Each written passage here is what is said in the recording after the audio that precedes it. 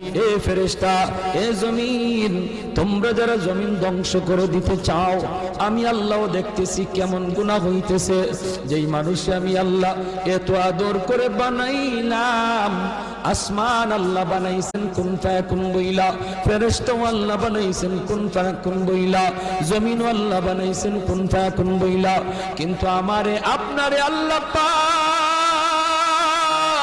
কুন ফায়াকুন বইলা বানায় নাই।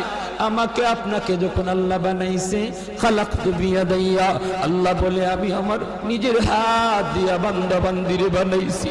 কারণ এই চেহারার মধ্যে এত দামি কপাল, ওই কপাল দিয়া বান্দা আমার কুদরতি কদমে সাজদা দিবে। এই কপালটার এত দাম, এই কপাল কুন ফায়াকুন বললে হয় না, এই কপাল ফেরেশতাদের হাতে বানাইলেও হয় না, আমি আল্লাহ নিজের হাতে বানাইছি।